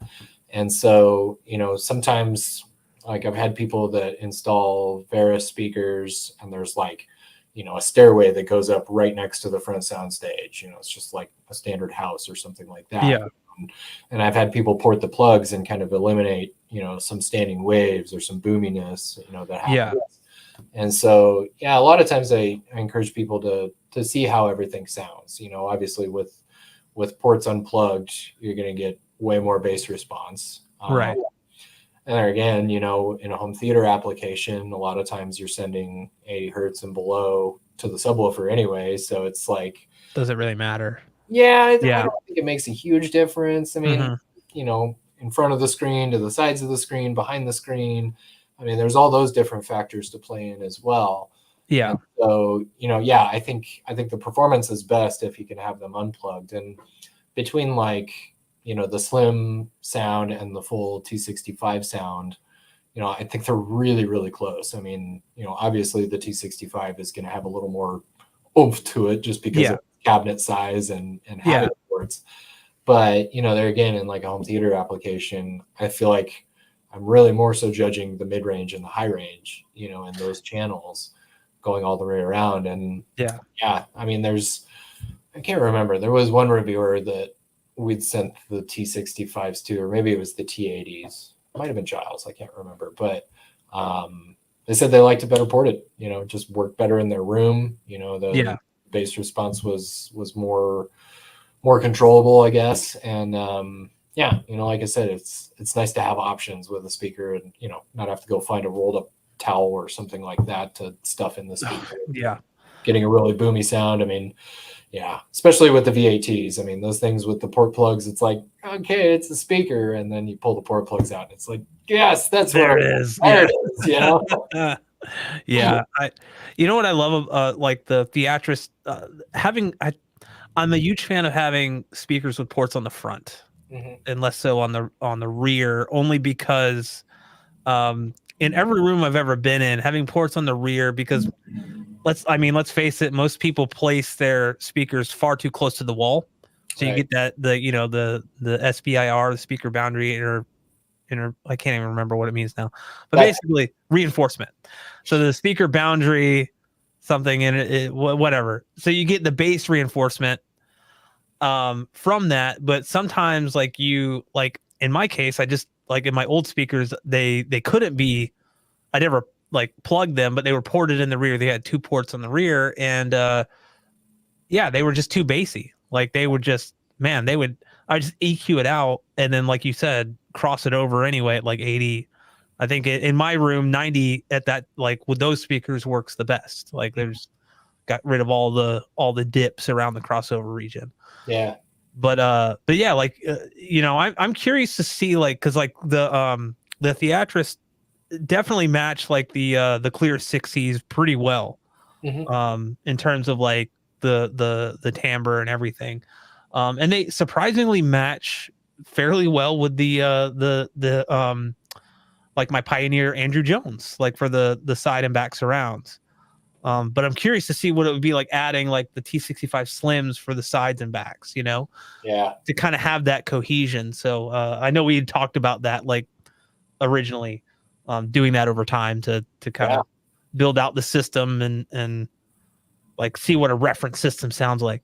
I think that'll be the cool thing, is feeling that higher sound pressure level, you know, from those channels. And it's gonna come alive, you know, and kind of come fire in the back, right? Yeah. And I think like a lot of people underestimate the amount of like sound coming from surrounds these days, and in like, I mean, less so like the height channels, because like how many times have you heard like, yeah, that like I don't really hear a lot up there, you know, or whatever.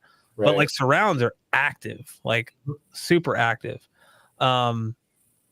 And to kind of have that, especially with games, like I know we talk a lot about movies and stuff, but a lot of games these days have very, very active, you know, especially bed layers.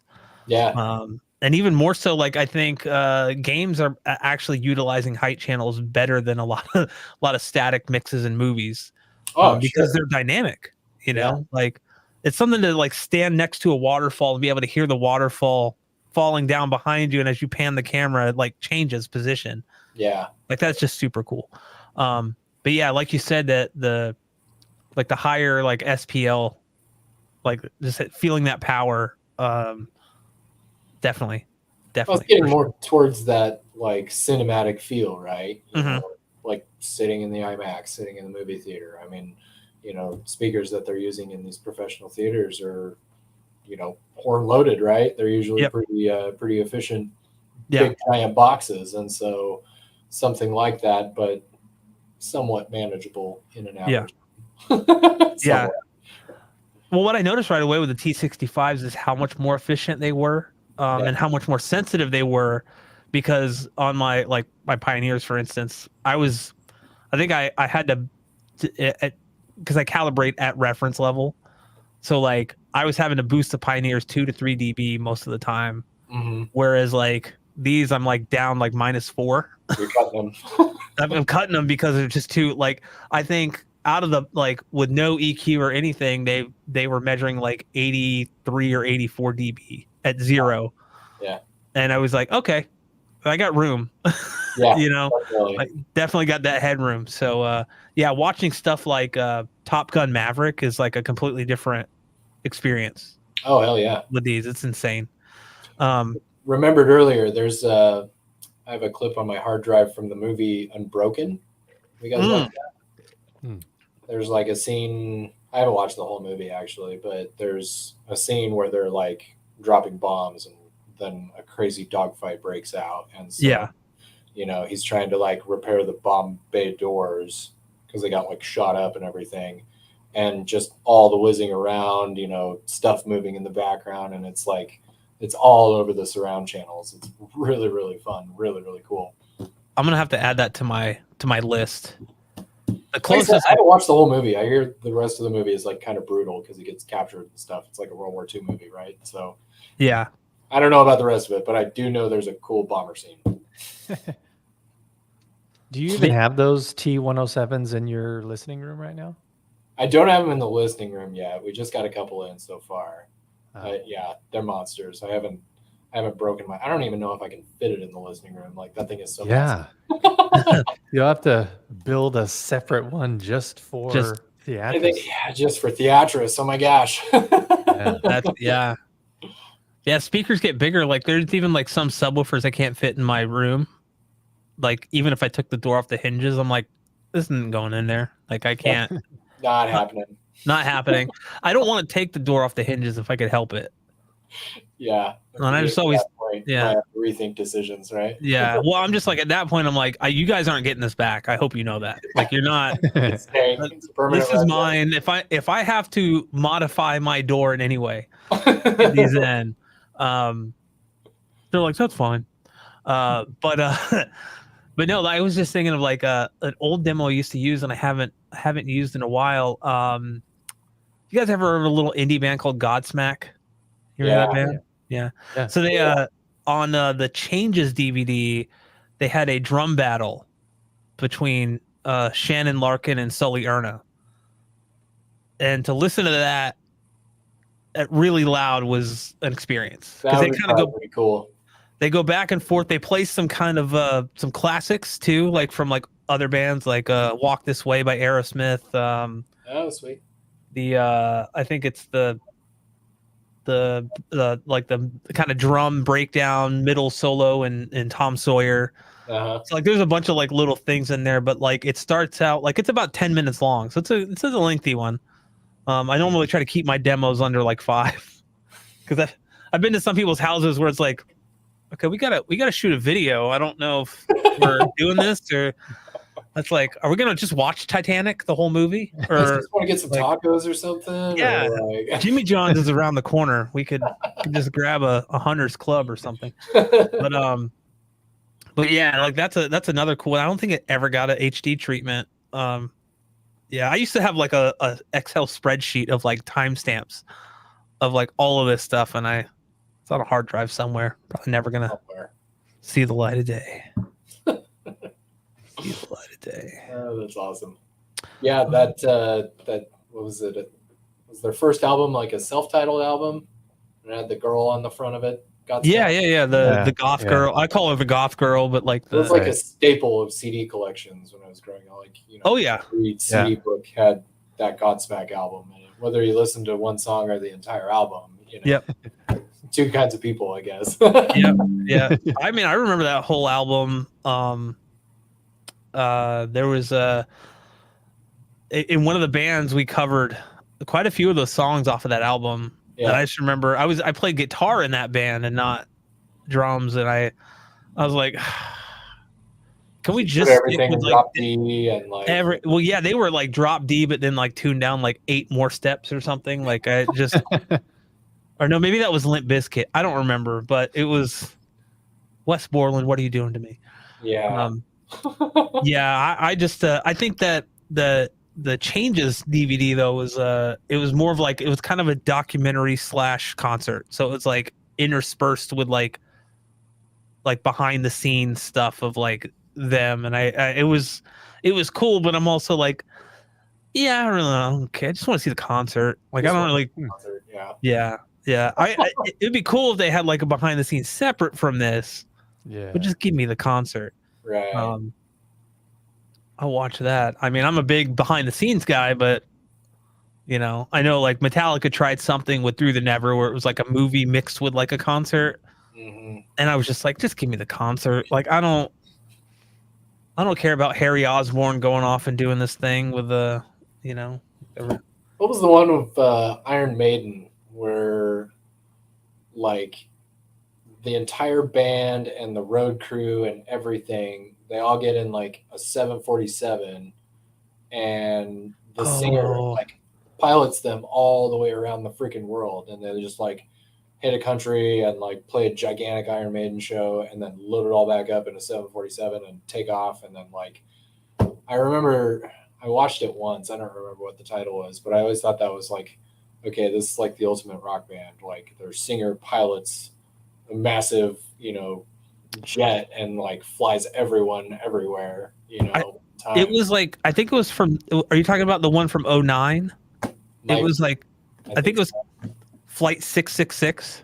That sounds about right. Yeah. It's basically them going around like the world tour, like India, Australia, Japan. Yeah. Yeah. They literally go like all the way around the whole freaking world. Long before the flat earth thing, right? But like, yeah, I always found that like super, super cool because, you know, they're Iron Maiden, of course, but yeah, let's just take it up another notch and we're gonna handle our entire tour ourselves. Yeah, I mean, why not?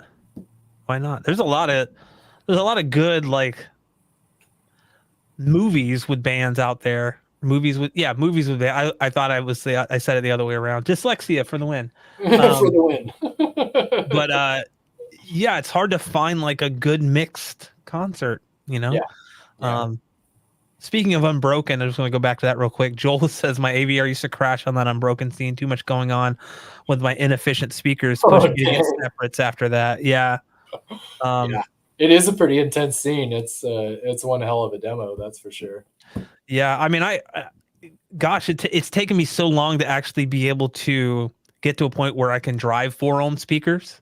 My old receiver before I got this one just would shut down if I hooked up 2 4-ohm speakers. It was just like, nope, not doing it. Yeah, we run into those issues from time to time. Yeah. Most stuff these days will handle 4-ohm pretty easily, but yeah, some receivers not so much. Yeah, no, and it's also a weird like thing just running like height channels off a receiver. I mean, it's a cool thing. Like it's definitely like helps. I'm like, oh, okay. With a lot of the newer receivers, they have like auto sensing stuff, so like you don't even have to adjust anything. It just will adapt to whatever. Yeah, it's super cool. Let's see here. Collin is Tough Guy your band? Is that yours? We broke up a couple years ago. But yeah, it was that was one hell of a project. That was a lot of fun to be in a part of that group. That was a metal band? You know, some people called us metal. We labeled ourselves punk rock, but I guess we had some heavier parts that sounded metal-ish. At the time, I was like kind of a smart-ass drummer, and I would do everything I could to like make double bass sounds without actually using a double bass pedal. It was just right. Well, hey man, I'm right there with you. Yeah, I mean, you know, if you're playing double bass, then you're not playing ostinatos with your hi-hat. You know, I think it's much cooler. But, Tough Guy was a lot of fun. It's, you know, dear friends of mine, and it was tough to break up, but you know, part of it was just kind of Portland and the music scene, and you know, people change, people move, you know, things like that happens, life happens, and so still keep in touch with all the guys. They're really excellent dudes. Yeah. It was a lot of fun to be in that band I was in that band for 5 years, I think, or something like that. Wow. Pretty long run. Yeah. We got music on Spotify. Yay. I'm bringing it up. I think Barrett gets a royalty check for like, you know, 30 cents every like year or something. That'll help pay for nothing. The dream. Nothing for the whole, just having it on there. Like yeah, it's like, oh, okay, whatever. So what's your current band then? No bands at the moment. You know, all right. Yeah, I kind of took a step back from the drum kit for a little while. You know, my wife and I just had a baby, and so congratulations. Thank you. It's that's like a whole crazy thing. You know, life is just totally different after having children. And I think, you know, years down the line, the drums will probably come back into the house when my son is old enough and hopefully has interest in that, you know. But I got a lot of guitars at home. That's something I'm kind of trying to get myself back into, is actually playing guitar and more just the enjoyment of it, and not like grueling band practices and gigs, right? You know, stuff like that. But yeah, it's definitely a cool thing, and you know, to be able to jam with, you know, your buddies on the weekends and stuff like that, it's definitely a cool thing. And you know, like I said, the time I had with Tough Guy was definitely very cherished.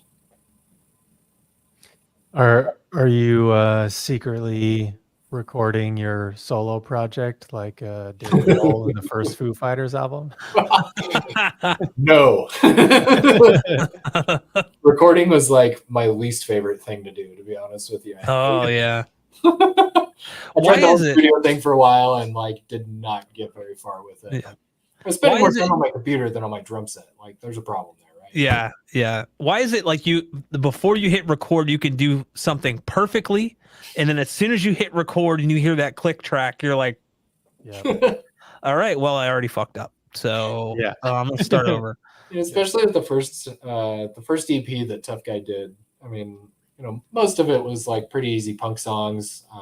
Our one guitar player, Barrett, definitely had a knack for writing very difficult songs with like 10,000 parts and chord changes and all this stuff. And so, with the easy punk songs, I went into the first session like, yeah, I'm gonna nail this first track. The guy engineering's like, yeah, okay, shut up. So I get in and I play the first track, and I think I would rate myself like a 90% at that point. Like that was the first one of the session, and I'm like, okay, so how'd that sound? And he's like, okay, well, we're gonna do another one just because, but yeah, that one was pretty good. And then, you know, towards the end of the session, I do one of Barrett's tracks, and it was like fall in the hole, fall in the hole, fall in the hole. Like just could not nail it, you know.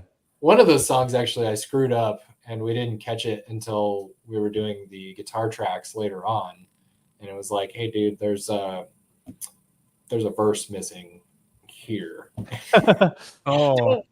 So my buddy at the time was able to fix it, and they used his SPD-SX to sample my drums and basically cue in another verse in the recording. Oh, wow. And yeah, this guy, like, I worked with him at Guitar Center. He would give me shit like daily that, you know, oh, I'm fixing your drum tracks. Nice job on that. Like, you know, and one of them we did live, and the rest of them were like with a click track. And so, you know, yeah, recording such an interesting thing, and it's definitely where you see, you know, the real true musicianship. And like, yeah, Dan, the gentleman that recorded all of Tough Guy's stuff, I mean, he's definitely one person in Oregon that's seen me at my absolute worst. But, you know, it's fun at the end of it. You know, it's groovy, but I think, recording is, you know, it's interesting. It's almost like measurement software and stuff with home theater. Like the technology is so readily available and so accessible nowadays. Yeah. You know, compared to 10, 20 years ago. You know, you'd take out a loan to go into a studio and cut a demo versus like now you can go to Guitar Center and buy 5 things for, you know, a couple $100, and 12 hours, you got an album on Spotify, like rake in the dollars, you know. But it's, there's just so much available now that like anybody can do it. Right. And so I think, you know, the real difference in those that succeed with recording are those that practice. Just like anything. I mean, you're never going to do it overnight. It takes a lot of blood, sweat, and tears. Yeah. I mean, you know, you can make an album in GarageBand if you want to, but, you know, will it, you know, and I think if, you know, and if that's where you start, it's great. But, you know, eventually, like as you scale up the music business, you know, having an actual like engineer and, you know, someone to actually do like a proper mix and a proper master and everything. And, but I mean, again, like, just like, I mean, Elon and I we're kind of, we have a history in film. I went to film school, and it's like, I went to film school from like 2006 to 2010, and like technology has so drastically changed since then. It's like, if someone said, oh, should I go to film school? I'm like, unless you want the networking and that's guaranteed, which it isn't. No, like everything that you can find is on YouTube. Like you can do all of this stuff.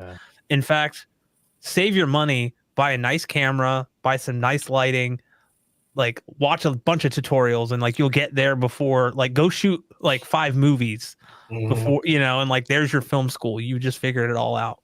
Absolutely. But yeah, I mean, it, you know, going back to the home theater stuff, it's so much more accessible than it was when I got into the hobby when I was 15. You know, I didn't know anything back then about like, you know, SPL or what this. I just like, oh, subwoofer, max volume. You know, but I learned quickly. I'm like, okay, like it sounds loud, but like it doesn't sound good. Like it's just loud. And so over the years, I've kind of, it's a slippery slope, man. As I'm sure people watching know, it's just, you can go down that road. It's kind of like, you know, I can listen to Periphery and be like, okay, yeah, this is all very nice, but I'm like, I don't understand what they're doing half of the time. Like there's so much going on here to try to wrap my head around how you write something like that. I'm just like, you know, I don't know. I don't know. I'm sure I could figure it out if I actually spent time and studied it, but you know, it's like the same with, I feel like like home theater stuff, like it's a lot more easy. But then again, you can get in the weeds and you can be like, when you start working with time domain and all of this, like, oh, what's the RT60 of? It's like, oh, show me your waterfall graph. I'm like, is that a euphemism? Like, I don't understand what you're talking about. Yeah, there's just, what I like though is like, there's with anything, right? With any hobby, there's many different levels that you can be at, and there's no like wrong level to be at. We're all at different paths. We're all at different experiences, and I think like being able to have a platform like YouTube, like to be able to share that knowledge and experience with people is like invaluable. You know, and I don't know everything. Elon knows everything that I don't know, so he knows way more than me. But no, I'm just kidding. Elon knows nothing at all. Nothing at all. Yeah. Zero. This is No, it's just that I have fun learning about stuff that I'm like super passionate about and interested in, and it's like, okay, how do I make something sound better, or how do I do this? And it's like, there's got to be a way. You know, I'm always that kind of guy that's like, I want to do everything myself and figure it out and try to get the most out of like what I have, regardless of how much it costs, right? Doesn't matter if it costs $150 or, you know, $1,500. It's like, well, if I learn on the $150 thing, that I could take those principles and apply it to the more expensive thing and get the most out of that. So it's just, you know, just figuring out like what you like. And I say it all the time, you know, knowledge is power, and power has ohms and stuff. Exactly. Yes. But for real, yeah, it's, you know, with the wealth of information out there, it's like really you can do whatever you want. Yeah. You know, it's just how much energy you want to put into something. Exactly. And how many ohms you have. And you got to have all of the ohms. You have all the ohms. That is something that I mistakenly said. I said something about ohms in a video, and people were very quick to point out how wrong I was. It's impedance. And I was like, okay, let me go back to the, and I like owned up to it. I was like, yeah, I didn't know what the hell I was talking about. I should have kept that part out, but I'm going to leave it in, and you guys learn from my mistakes. And that kind of, you know, it made me realize like, oh yeah, I could say something wrong and people will take that and like that misinformation and think that that's how it is. And I don't want to give people the wrong information. Right. But like you said, we all got to start somewhere, and we all learn. I mean, we're all human beings. Yeah. And I'm just a lone person making videos on the internet, you know, like on stuff that I like, and I don't know everything. That's all right. So it's probably better if we don't know everything, right? It is, because I think if we did, well, I mean, my head's already big, and I think it's getting like starting to look like Jeff Bezos in that South Park episode where he's got like a. You owned up to it. Oh my god! Have you guys seen that like meme of the cat like hitting the other cat on the head? Like, yeah. But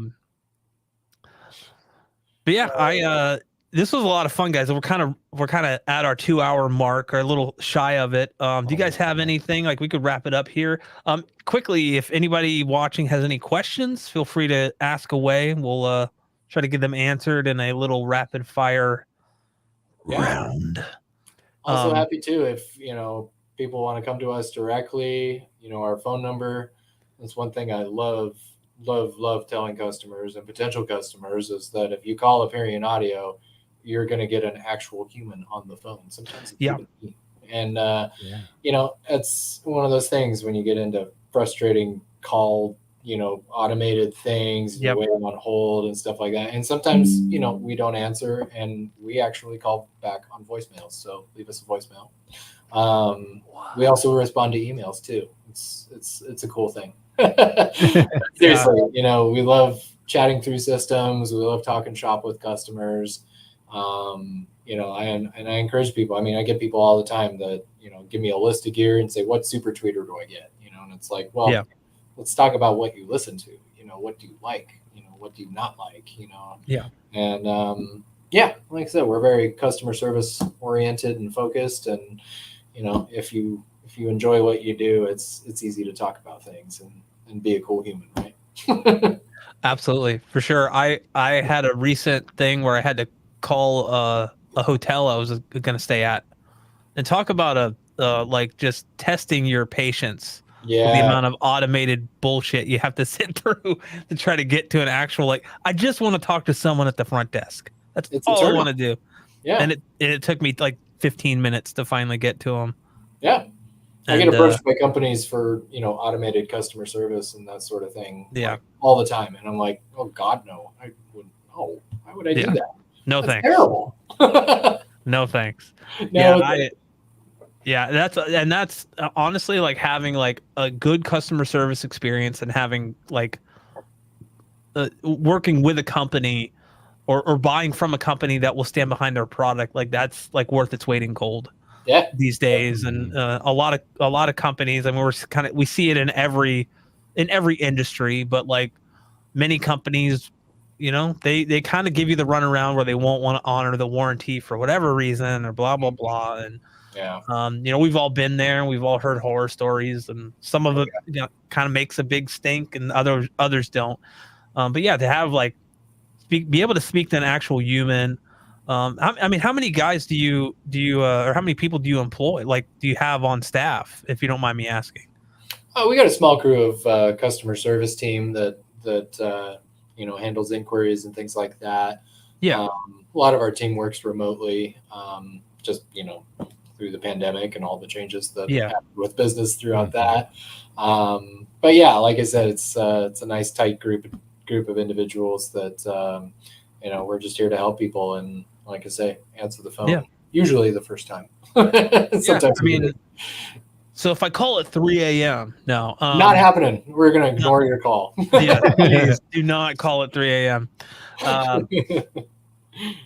Well, thank you, Collin, for agreeing to do this. I'm glad you came to hang out and chat, and I hope you had a good time. This was awesome. I really like chatting with you guys, and thank you to all the viewers for hanging out as well. Hope to maybe speak to some of you at some point or another. Do it. Do it. Call him right now. No. I mean, this was a lot of fun. Obviously, I'm shilling for the company at this point. Repping the brand. No, I've worked with you guys over the past couple years, and it's been super awesome. And you guys have been super awesome to work with as a content creator. Yeah. Because sometimes it's just hard to build a relationship with somebody personally at a company, but also just like being able to just kind of hop on I think anytime we've hopped on a call to catch up, Collin, we ended up talking for like an hour and a half. We kind of do that. And drummers, I tell you, drummers, I know. If we ever meet in person, people we keep us separated because our wives will probably leave us, is what's probably. Yes. Yeah. I mean, Can we go now? Yeah, can we please go? You guys have talked about the same thing for this past 10 hours. No, we haven't though. Let me tell you.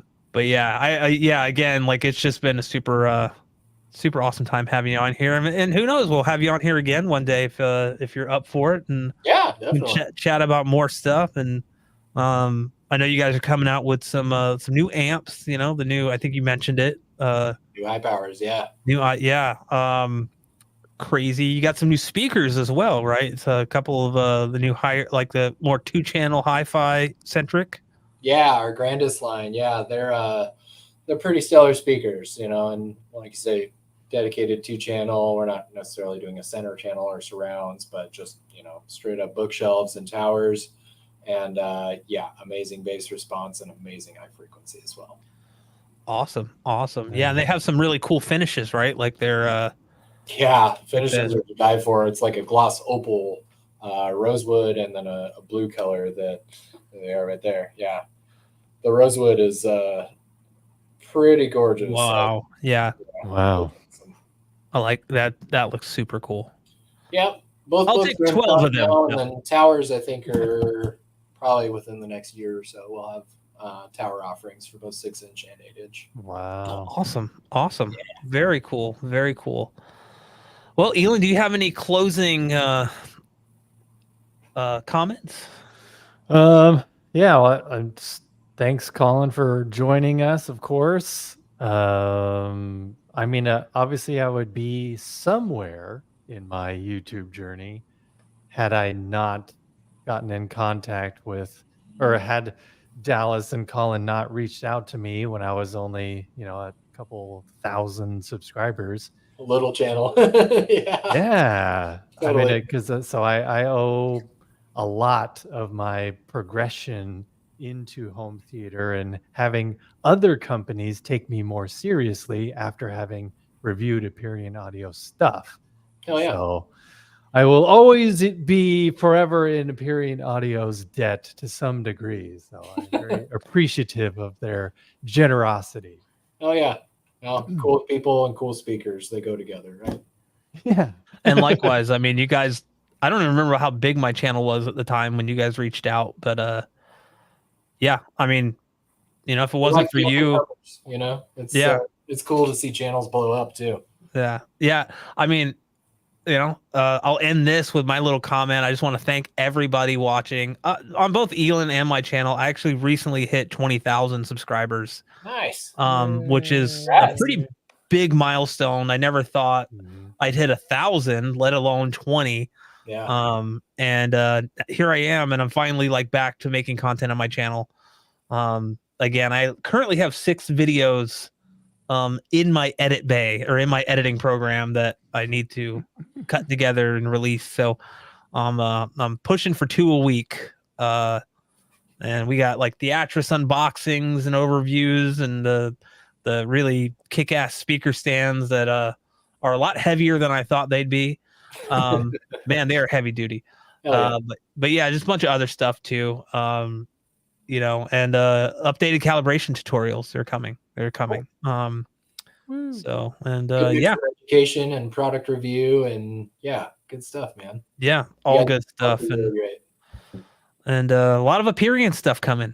I mean, content wise. So should be a lot of fun. It's gonna be a lot of fun.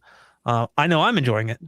I hope you guys will too. Well, we're gonna end it there, guys. Thank you again for watching and joining and hanging out. And if you're watching this afterwards, sorry if you asked a question and we didn't answer it. And also for those out there in podcast land, listening on Spotify or Apple Music or Apple Podcast or whatever, we appreciate your support just by listening.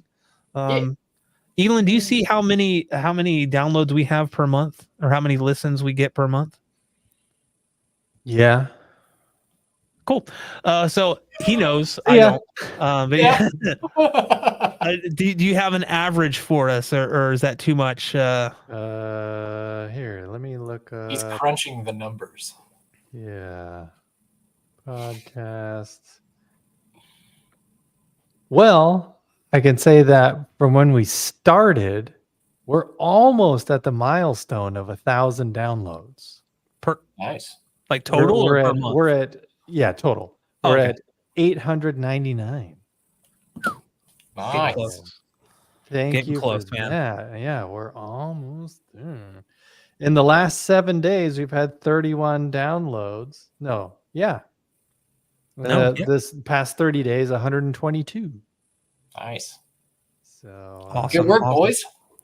We're getting there. We're not giving up. We're not giving up. We don't. But all right, guys. Well, we will catch you next week on our usual schedule time. And thank you again for watching. And we will catch you later. Cheers. Bye-bye. Bye. Don't forget to subscribe. Click on the bell to get notifications. If you don't, that's okay. But if you want to be in the cool club, you better do it. And